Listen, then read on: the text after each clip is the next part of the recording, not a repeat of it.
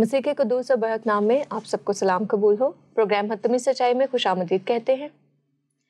آج اس پروگرام کا عنوان پھر سے ہے ذبیح اللہ، اور ذبیح اللہ کے عنوان پر آج ہمارے اس پروگرام کا چوتھا حصہ ہم آپ کے سامنے پیش کر رہے ہیں۔ پروگرام کا یہ چوتھا حصہ بھی ہم منحصر ہے انحصار کر رہا ہے اس ڈیبیٹ پر جو کہ منعقد کی گئی تھی 2 جنوری 2018 کو۔ یہ ڈیبیٹ ہوئی تھی جیسا کہ میں پہلے بھی ذکر کر چکی ہوں، محترم مولانا ابو عبداللہ طارق صاحب اور پادری جناب شفیق کمل صاحب کے درمیان۔ آپ اس ڈیبیٹ کو یوٹیوب پر ملاحظہ کر سکتے ہیں، یہ ڈیبیٹ وہاں پر اویلیبل ہے۔ بلکہ میں آپ سب کو یہ سجیسٹ کرنا چاہوں گی کہ اگر آپ ہمارے ان پروگرام سے زیادہ اچھے طریقے سے مستفیض ہونا چاہتے ہیں تو آپ یہ ڈیبیٹ ضرور ملاحظہ کریں تاکہ آپ کو سمجھ آ سکے کہ ہم کس کانٹیکسٹ میں بات کر رہے ہیں۔ پروگرام کو شروع کرتے ہیں، خوش آمدید کہتے ہیں پادری جناب شفیق کمل صاحب کو۔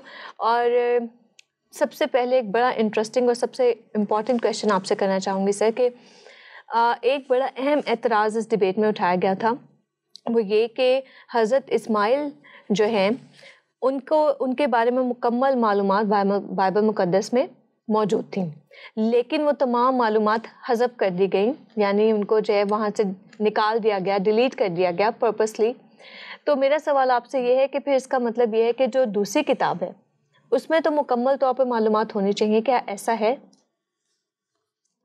بہت خوبصورت سوال آپ نے پوچھا۔ ویسے تو اس ٹاپک پر جتنے بھی سوالات آپ نے پوچھے تھے سب ٹھیک تھے، لیکن بہرحال بڑا خوبصورت سوال ہے کہ ہم پہ الزام یہ ہے کہ بائبل میں جو اصل بائبل تھی بقول ان کے، اس میں تو حضرت اسماعیل کے بارے میں اس کا نام بھی لکھا تھا، پوری معلومات تھی، لیکن کرسچنز نے، یہودیوں نے سازش کر کے جان بوجھ کے حضرت اسماعیل کا نام نکال دیا۔ آپ کا سوال یہ ہے کہ چلو وہ تو کرسچنز کے ہاتھ میں کتاب تھی، یہودیوں کے ہاتھ میں تھی، ہم تھوڑی دیر کے لیے for the sake of argument آپ سے ایگری کر جاتے ہیں کہ ہاں واقعی کی ہوگی، لیکن قرآن مجید تو آپ کی کتاب ہے، آپ کے ہاتھوں میں ہے، آپ اس میں تو تفصیل سے لکھ دیتے۔ حضرت اسماعیل کا نام تو اس میں بھی نہیں ہے کہ ان کو قربانی کے لیے لے کے جایا گیا۔ ٹھیک، قرآن مجید بہت مبہم ہے۔ بلکہ ایک دفعہ ڈیبیٹ تو نہیں، ویسے بات چیت ہو رہی تھی تو ایک مسلمان دوست مجھ سے کہنے لگے کہ قرآن مجید میں تو بہت کلیئر ہے کہ ذبیح اللہ حضرت اسماعیل تھے، بائبل میں کلیئر نہیں ہے۔ اچھا، تو میں نے کہا بھائی وہ حوالہ دے دیں، اب ان کو حوالہ نہیں مل رہا، تو حوالہ ہو تو ملے۔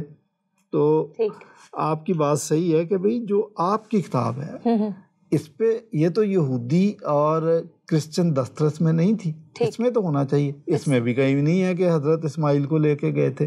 ہاں بریکٹ کے اندر ڈالا ہوا آپ نے، بریکٹ کے اندر ہر جگہ حضرت اسماعیل کا نام ڈالا ہوا ہے۔ اچھا، جو ٹرانسلیشنز ہیں ٹرانسلیشنز کی اس میں بریکٹ میں، لیکن اوریجنل عربی کانٹیکسٹ میں نہیں میں جہاں پہ سب سے جو بڑا حوالہ وہ تو سورہ الصفات کی 100 سے لے کر 112 آیت ہے، اس میں آپ نے 2 دفعہ بریکٹ میں ڈال دیا کہ یہ حضرت اسماعیل ہے، نہیں اس میں کہیں بھی یہ ذکر نہیں ہے۔ حدیثوں میں ذکر ہے، تاریخ میں ذکر ہے، لیکن حدیثوں میں، تاریخ میں پھر کنٹروورشل ہے۔ 5 معتبر کتابیں تو یہ کہتی ہیں کہ یہ اختلافی مسئلہ، بھئی چلو آپ ہماری بائبل پہ تو آپ کا اعتراض ہو گیا، کیا کہتے ہیں تفسیر ابن کثیر، وہ بھی لکھتے ہیں کہ یہ اختلافی مسئلہ ہے، دونوں باتیں لکھتے ہیں کہ ذبیح اللہ، کچھ لوگ کہتے ہیں اسماعیل ہے، کچھ لوگ کہتے ہیں حضرت اسحاق ہے۔ مولانا مودودی نے بھی لکھا کہ یہ اختلافی مسئلہ ہے، دونوں باتیں ہیں۔ اچھا، اور تاریخ کی کتابوں میں تاریخ ابن خلدون، تاریخ طبری، وہ بھی دونوں کہہ رہی ہیں کہ اختلافی مسئلہ ہے، اور حدیثیں دونوں قسم کی بیچ میں انہوں نے شامل کی ہوئی ہیں کہ جو حضرت اسحاق کے بارے میں مانتے ہیں اور کچھ لوگ حضرت اسماعیل کے بارے میں، اور اینڈ رزلٹ یہ ہے کہ یہ اختلافی مسئلہ۔ تو بھائی ہماری بائبل پہ تو آپ کو شک ہو گیا کہ اس میں انہوں نے رد و بدل کر دیا، آپ نے کیا کیا؟ آپ نے کھچڑی پکائی ہوئی ہے۔ تو اگر اختلافی مسئلہ ہے تو میں سمجھتا ہوں کہ دے آر کنفیوزڈ۔ تو بائبل پر جو الزام، یہ ان کی ذاتی اختراع ہے، ذہنی اختراع ہے کہ انہوں نے ایسا کیا۔ بائبل اپنی اصل حالت میں موجود ہے، البتہ آپ یو آر کنفیوزڈ، یہ میں کہوں گا۔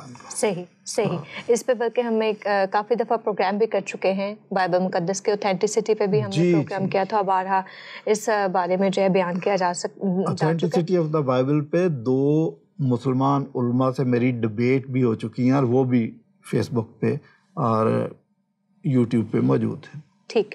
اچھا سر، جب بھی قربانی کی بات ہوتی ہے تو لفظ کفارہ استعمال کیا جاتا ہے، فدیہ استعمال کیا جاتا ہے. میں پوچھنا آپ سے یہ چاہوں گی کہ اسلام میں کفارہ کن معنوں میں استعمال ہوتا ہے، اور جب بھی مسیحی کفارہ کا لفظ استعمال کرتے ہیں تو زیادہ تر یہ دیکھا گیا ہے کہ مسلمانوں کے لیے وہ قابل قبول نہیں ہوتا یا ٹھوکر کا باعث ہوتا ہے. تو ان کی جو اپنی کتب ہیں، جو تاریخ ہے، جو واقعات ہیں، کیا یہ کفارہ یا فدیہ کا جو لفظ ہے یا اس طرح کا کوئی واقعہ یا بات وہاں پہ موجود نہیں ہے؟ پہلے تو کفارے کے لفظ کو، اس کی روٹ کو سمجھے. سہ رکنی لفظ ہے، 3 لیٹر ورڈ. ٹھیک. کافارہ، کاف فے اور رے. ٹھیک. تو انگریزی کا جو لفظ ہے کور، وہ اسی سے نکلا، کور. اوکے. کہ کسی کو ڈھانپ دینا. ٹھیک. اچھا، اب یہ جو روٹ ورڈ ہے اس کو دونوں نے، کرسچنز اور مسلم نے استعمال کیا. بائبل میں بے شمار دفعہ جو اسی سے مشتق ہے لفظ، وہ ہے کفارہ. ٹھیک. کہ کسی کی خاطر جان دے کر اس کو بچانا، یہ کفارہ مختصراً. اور اہل اسلام بشمول قرآن، ان کی حدیثوں کی کتاب، ان کی تفسیر کی کتاب، ان کی تاریخ کی کتاب اور خود قرآن مجید، اس میں جو لفظ کفارہ سے نکلا جب مشتق ہے وہ کفارہ نہیں، حالانکہ کفارہ بھی اسی سے ہی ہے، لیکن انہوں نے زیادہ لفظ جو پسند کیا وہ کفر. ٹھیک. کفر، کفار اور کافر، اوہو، یہ بھی اسی سے ہی ہے. کفر اور کافر کا مطلب یہ ہے کہ جو حقیقت کو چھپاتا ہو. ٹھیک ٹھیک. اچھا، اب آپ دیکھیں کہ ہم نے کفارے کے لفظ کو پسند کیا. بائبل کفارے کے لفظ سے اور کفارے کی تھیالوجی سے بھری پڑی ہے، بلکہ ہمارا تو سب کچھ، میں کہتا ہوں محور بائبل کا کفارہ ہے، مسیح کی صلیب ہے. صحیح. اچھا، اور قرآن کا اور اسلام کا محور کفر اور کافر اسی پہ، کہ کافروں کو جہاں پاؤ ان کو مار دو، ان کی انگلیاں کاٹ دو، گردنیں کاٹو، اور قتال تمہارے لیے فرض کر دیا گیا، البقرہ کی 216. تو ڈپینڈ کرتا کہ آپ کے مائنڈ کے اندر کیا. آپ نے اسی لفظ سے زیادہ کفر، کافر، کفار یہ پسند کیا، اور اسی کے گرد آپ کی ساری تھیالوجی گھومتی ہے. تو آپ نے کہا کہ بھئی یہ لفظ کیا اسلام میں ہے، تو میں نے آپ کو بتا دیا روٹ کیا. میری نظر میں اسلام میں اور کرسچینٹی میں جو ہے نا، وہ بیسک فرق کی اسی لفظ سے ہے کہ آپ نے کفارہ سے کیا لفظ لیا، کیا اخذ کیا، کیا تھیالوجی نکالی، اور اسی پہ آپ نے عمل کیا. یہی دونوں میں فرق ہے. کرسچن کے اندر آپ کو کفر، کافر اور کفار یہ الفاظ آپ کو بہت ریئر ملیں گے، اور ملیں گے بھی تو ان معنوں میں نہیں ملیں گے کہ جو روڈ پہ شخص آئے تو اس کی گردن کاٹ دو، کافر ہے. نہیں، ایسا کچھ نہیں ہے. لیکن ادھر تو آپ یہ دیکھیں کہ خود مسلمان بھی ان پہ اعتراض کر رہے ہیں کہ ملا کی نظر میں تو بلبل بھی کافر ہے، گیت گاتی ہے، اور مور بھی کافر ہے، ڈانس کرتا ہے، سب کافر ہے. تو یہ پھر کفارے کی اور کفر کی بات آپ کو سمجھ آ گئی. اب ایک اور بات میں آپ کو بتاؤں. مسلمان بھائی ہیں ہمارے، ویسے تو کفارے کو اور فدیے کو ماننے کے لیے تیار نہیں ہے. لیکن 2 باتیں آپ کو بتاتا ہوں کہ جہاں ان کو ضرورت پڑتی ہے وہاں مان لیتے ہیں. صحیح. مسلم کی ایک حدیث ہے کہ روز قیامت ہر ایک گناہگار مسلمان کی خاطر 1 عدد کرسچن یا 1 عدد یہودی فدیے کے طور پر دوزخ میں ڈالا جائے گا، پھر وہ مسلمان جائے گا جنت میں. لو، اب آپ کو ضرورت پڑی ہے تو کفارہ بھی ہمارا ہی ہو رہا ہے جناب. تو ویسے کہتے جی ہم فدیے کو، کفارے کو مانتے نہیں ہیں. اور آپ کو بتاؤں فدیے والی بات، تاریخ کی کتابوں میں، تاریخ ابن خلدون کے اندر بھی، تاریخ طبری کے اندر بھی یہ واقعہ درج ہے کہ حضرت کیا کہتے ہیں عبداللہ جو حضور کے والد تھے، اور حضور کے دادا نے ایک منت مانی کہ اگر کنواں میں کھود رہا ہوں پانی نکلا ہے تو میں 10 بیٹوں میں سے 1 کو قربان کر دوں گا. ٹھیک. عبد المطلب.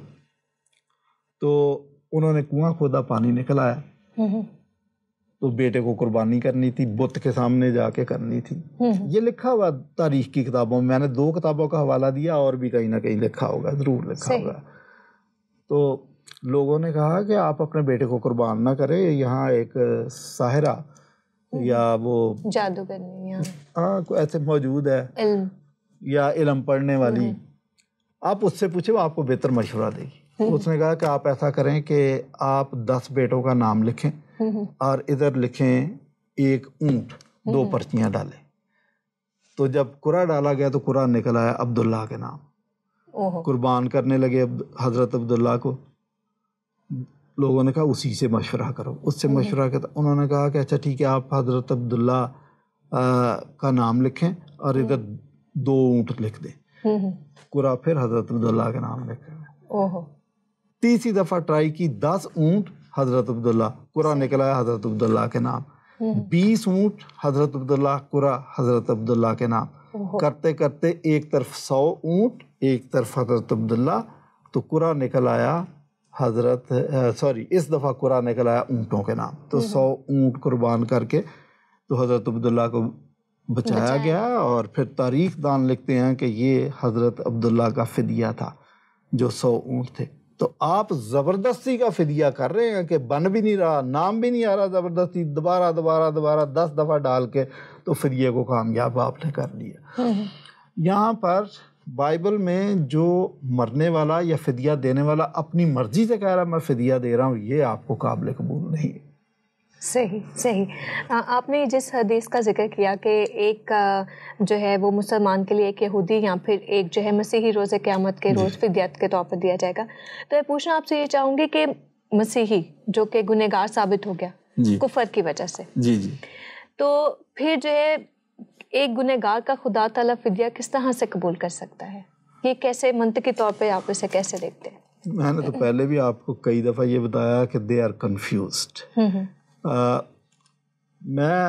میرا نام لے کے آپ کوٹ کریں، ویسے بھی کہیں، ویسے تو یہ جا رہا پروگرام پوری ورلڈ میں جا رہا ہے، میرے نام سے آپ یہ بات کریں کہ مسلمان اسلام کا کوئی بھی ٹاپک لے لیں جو ان کو لگتا ہے کہ بہت اتھینٹک ہے، جب ہم اس کی ڈیپ سٹڈی کریں گے، اس کی گہرائی میں جائیں گے، تو it will end up in a confusion. یہاں بھی یہی سلسلہ، آپ کہہ رہے ہیں کہ یہ ویسے ہمیں کہہ رہے ہیں مشرک ہے، 3 خداؤں کو مانتے ہیں حالانکہ ہم نہیں مانتے، اور مریم کو خدا مانتے ہیں حالانکہ ہم نہیں مانتے، اور بیٹا کہتے ہیں جب یسوع مسیح کو تو اللہ تعالیٰ کی حضرت مریم سے شادی کرا دیتے حالانکہ ہم نہیں کروا رہے، نہ ہمارا یہ کانسیپٹ ہے، نہ عقیدہ ہے، نہ ہمارے وہم و گمان میں یہ بات ہے، نہ بائبل کی یہ تعلیم ہے، تو ہمیں کہتے ہیں یہ مشرک ہے، مشرک کی رٹ لگاتے ہیں۔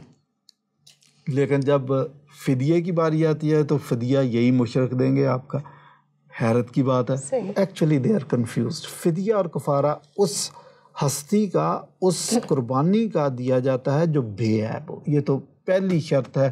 خود جب عید کے لیے بکرے، چھترے، اونٹ خریدتے ہیں تو چیک کرتے ہیں کہ ان کے دانت تو نہیں ہل رہے، تو پتہ ہے کوئی ڈیفیکٹ نہ ہو، پتہ ہے۔ اب آپ اپنا کفارہ دے رہے ہو مشرکوں کا، یہ میری سمجھ میں نہیں آتا۔ اگین وہی بات، دے آر کنفیوزڈ۔ صحیح۔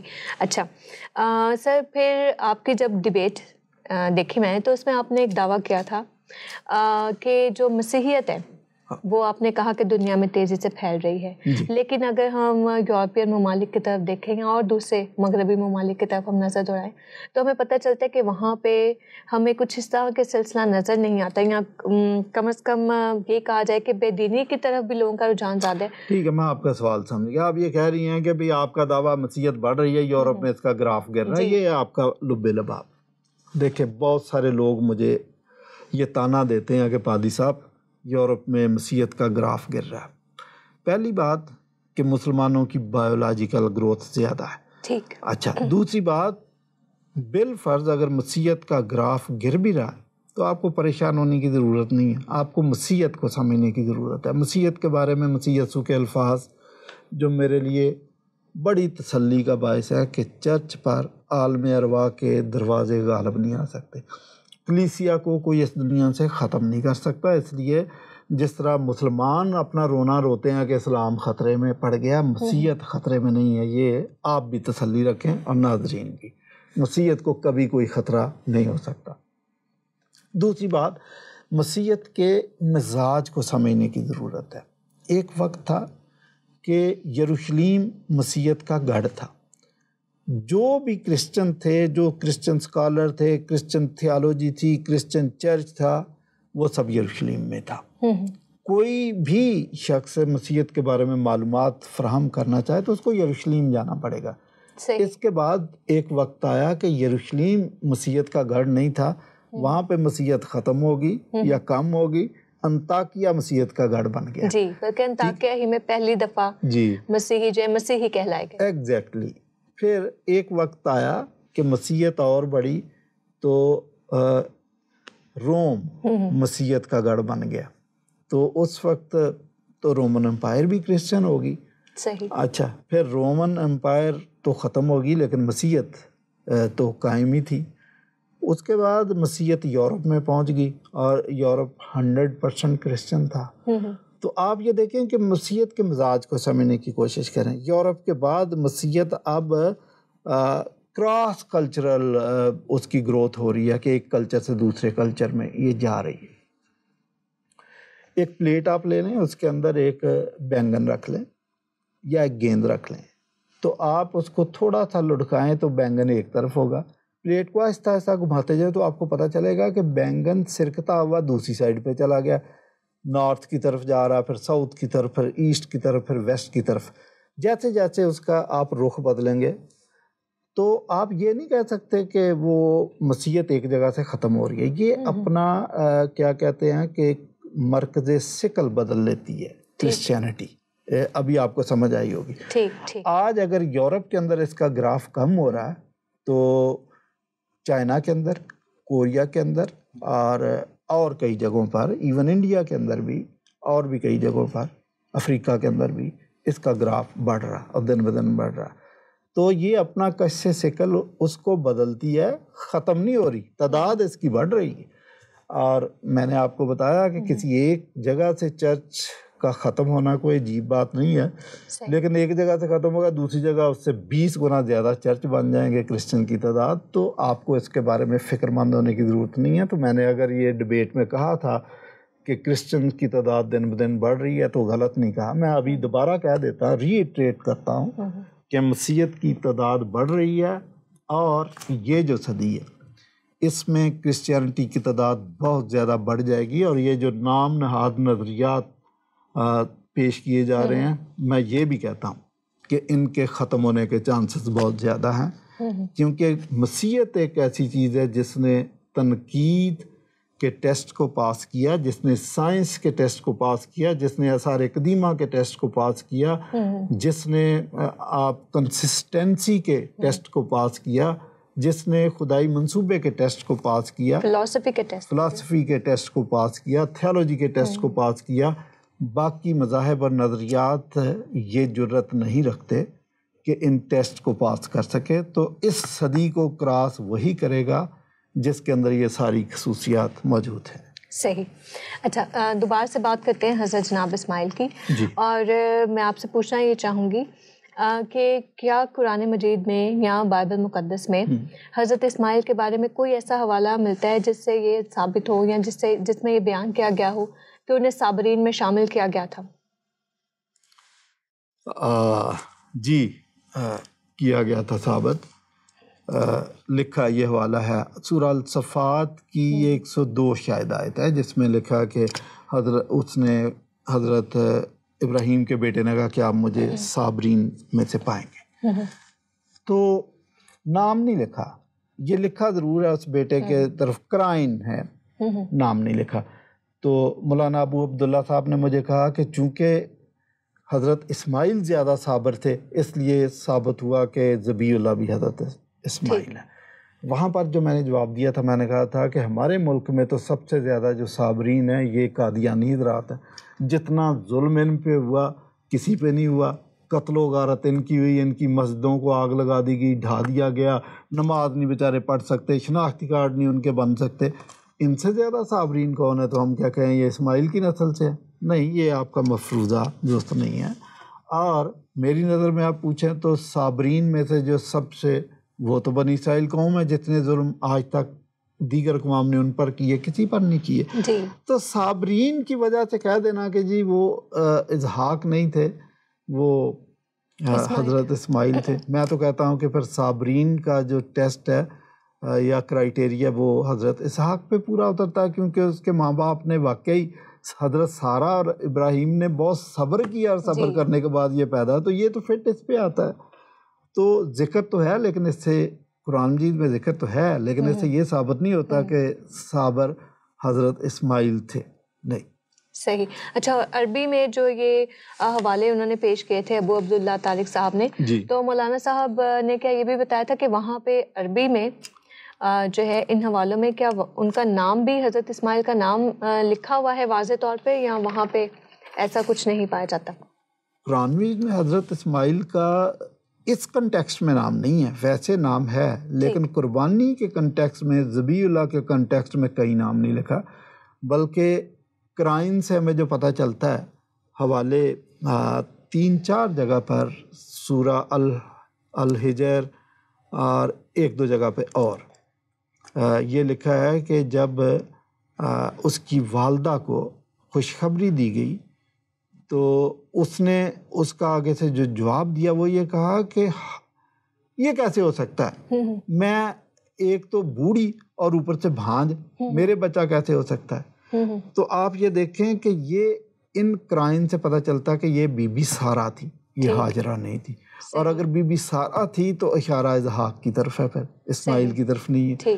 تو نام کہیں نہیں ہے, قرائن سے جو پتہ چلتا زیادہ تر وہ حضرت اسحاق کے بارے میں پتہ چلتا. مثلا سورہ الصفات کے اندر جب لکھا ہے کہ حضرت ابراہیم نے کہا کہ مجھے ایک بردبار بیٹا عطا کیجئے, تو جب ان کو بیٹا مل گیا, بیٹا چلنے پھرنے کی عمر کو پہنچا, تو حضرت ابراہیم نے کہا پکارا اے میرے بیٹے. وہ جو عربی ٹیکسٹ ہے وہاں لکھا کالا یا بنیا, کالا یا بنیا, جس کا یہ ترجمہ غلط کرتے ہیں, ترجمہ کرتے اے میرے پیارے بیٹے, جبکہ کالا کا مطلب پکارا, یا بنیا کا مطلب اے میرے چھوٹے بیٹے.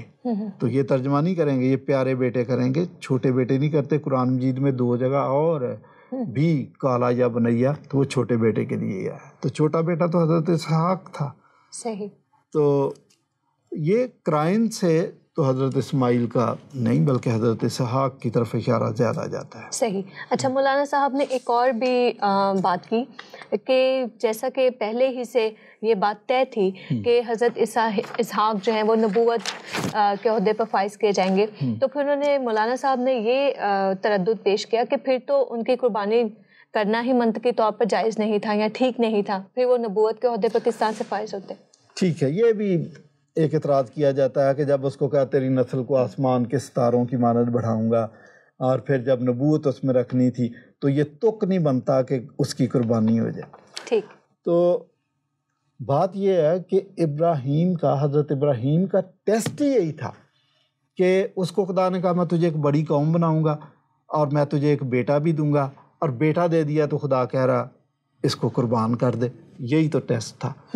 حضرت ابراہیم کا ایمان یہ تھا کہ خدا نے اگر میرے ساتھ وعدہ کیا تجھے ایک بڑی قوم بناؤں گا اور تیری نسل میں نبوت کو رکھوں گا, تو وہ یہ کرنے پر قادر ہے, مجھے قربان کر دینا چاہیے. وہ خدا ہے, اس کا وعدہ غلط نہیں ہو سکتا, میں اس کو قربان بھی کر دوں گا تو خدا اپنے وعدے کو پورا. یہی فیتھ ہے. تو یہ تو بلکہ فیتھ کی نشانی ہے اس کے, اور یہی ابراہیم کی میں کہتا ہوں کہ قدر و منزلت کو بڑھا دیتی ہے کہ اس نے خدا کے وعدے پہ یقین کیا کہ ہاں میں اگر قربان کر بھی دوں گا تو خدا یہ اپنے وعدے پورے کرنے پر قادر ہے. نیو ٹیسٹامنٹ میں صدیوں بعد جو بات کی گئی کہ خدا ان پتھروں سے بھی ابراہیم کے لیے نسل پیدا کر سکتا ہے, تو یہ ایمان تو ابراہیم کا تھا کہ خدا پتھروں سے بھی میرے لیے نسل پیدا کر دے گا, مجھے خدا کا حکم ماننا ہے. تو یہ جو ماڈرن سافٹ ویئر کے مطابق ہے وہ ہماری اپروچ یہ ہونی چاہیے. صحیح صحیح. ٹھیک. آخری سوال آپ سے یہ کرنا چاہوں گی, ہم نے اپنے پچھلے پروگرام میں بھی اور اس پروگرام میں بھی عہد کا ذکر کیا, اور اس عہد میں شامل کرنے کے لیے جو آپ نے نشان کہا, ختنے کا نشان دیا گیا, تو کیا جو پولس رسول ہے اس کے کہنے پر ختنہ رد کر دیا گیا, اور کیا اسے تمام یہودیوں نے رد کر دیا تھا؟ یہ بھی ہمارے دوستوں کو بڑی پریشانی رہتی ہے. ان کا بہت ساری باتوں میں ان کا اعتراض فوراً پولوس پہ جاتا ہے. فضول جب آپ بات کرتے ہیں تو پھر اسی قسم کا جواب بھی ہم سے سنیں گے. جو میں کہتا ہوں مجھے ایسا کہنا نہیں چاہیے، لیکن سوال کے جواب میں پھر جواب تو ویسا ہی ہوتا ہے نا جیسا سوال ہوتا ہے. اچھا، پولوس نے ختنے سے منع کیا جی؟ نہیں، یہ معلومات کی کمی ہے. سب سے پہلے جب ختنے کا مسئلہ اٹھا ہے اس وقت پولوس تو اس کہانی کے اندر شامل نہیں تھا. وہ اس وقت شامل نہیں تھا، یہ بعد میں آیا ہے. تو جب ختنے کا مسئلہ اٹھا کہ غیر اقوام سے آنے والوں کا ختنہ بھی کیا جائے، اور یہ سوال اس لیے اٹھ رہا تھا کہ میں نے آپ کو بتایا کہ first brood of Christians they were all from Jewish background.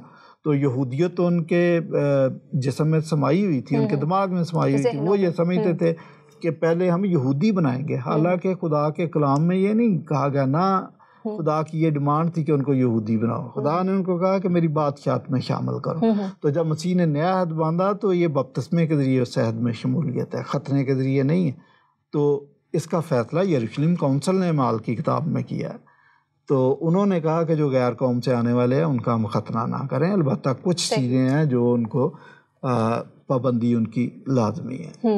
تو یہ جو فیصلہ کیا، میں سمجھتا ہوں کہ یہ انجیل کی منادی کے کانٹیکس میں کیا کہ غیر اقوام میں جب منادی کی جا رہی ہے تو آپ نے پھر اس کے مطابق آپ نے یہ سارا کام کرنا. تو بیک ٹو یور کویسچن کہ یہ پولوس نے نہیں کیا، یہ یروشلم کونسل نے کیا تھا، البتہ پولوس نے اس پہ عمل کیا. ٹھیک. بہت شکریہ بھائی جناب شفیق کمل صاحب. آج بھی آپ نے بڑے مدلل طریقے سے تمام سوالات کو ایڈریس کیا، ہم آپ کا شکریہ ادا کرتے ہیں. اور ناظرین، سچ کی اسی کھوج کو اپنے پروگرام حتمی سچائی میں ہم جاری و ساری رکھیں گے، لیکن اس کے لیے ہمیں آپ کی قیمتی آراء کا، آپ کے کمنٹس کا، آپ کے کویشچنس کا، آپ کے سجیشنس کا، آپ کے فیڈ بیک کا انتظار رہے گا. ہمیں لکھتے رہیں، ہم تک اپروچ کرتے رہیں. ہمیں بہت اچھا لگتا ہے، یہ ہمارے لیے ایک بہت امپورٹنٹ چیز ہے. آپ کا شکریہ ادا کرتے ہیں پروگرام کو دیکھنے کے لیے، اس کی پذیرائی کے لیے، اور شکریہ ادا کرتے ہیں اسی طرح سے ہمارے ساتھ بنے رہیں. پروگرام کے اختتام میں اسی بات سے اختتام کرنا چاہوں گی: سچ کو جانیے، سچ کو سوچیے، سچ کو کھوجیے، اور سچ کو سننے کی ہمت اور حوصلہ اپنے اندر پیدا کیجیے. اسی کے ساتھ پروگرام حتمی سچائی سے مجھے اجازت دیجیے. خدا حافظ.